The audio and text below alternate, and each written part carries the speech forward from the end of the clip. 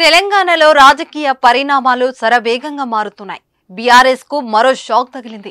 Peddapalli MP Venkatesh నేత కాంగ్రెస్ చెంతకు చేరారు. ఢిల్లీలో పర్యటనలో ఉన్న ముఖ్యమంత్రి రేవంత్ రెడ్డితో కలిసి ఏఐసీసీ ప్రధాన కార్యదర్శి కేసీ వేణుగోపాల్ ఇంటికి ఎంపీ వెంకటేష్ వెళ్లారు.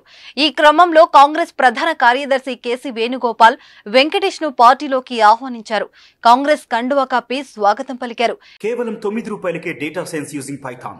ఇప్పుడే brainovision.in లో రిజిస్టర్ అవ్వండి. ఎంపీతో పాటు మరికొందరు బీఆర్ఎస్ కీలక నేతలు కాంగ్రెస్ లో చేరారు.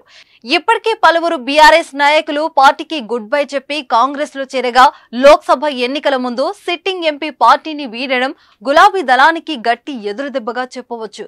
2018 అసెంబ్లీ ఎన్నికలో కాంగ్రెస్ అభ్యర్థిగా చెన్నూరు నుంచి పోటీ చేసి ఓడిపోయిన వెంకటేష్ నేత 2019 ఎన్నికలకు ముందు కాంగ్రెస్ నుంచి బీఆర్ఎస్ లోకి జంప్ అయ్యారు. ప్రస్తుతం ఆయన పెద్దపల్లి ఎంపీగా కొనసాగుతున్నారు. అయితే ఈసారి టికెట్ డౌట్ అనే ప్రచారం జరగడంతో ఆయన తిరిగి మళ్లీ కాంగ్రెస్ లో చేరారు. గత కొంతకాలంగా ఆయన బీఆర్ఎస్ కు దూరంగా ఉంటున్నారు.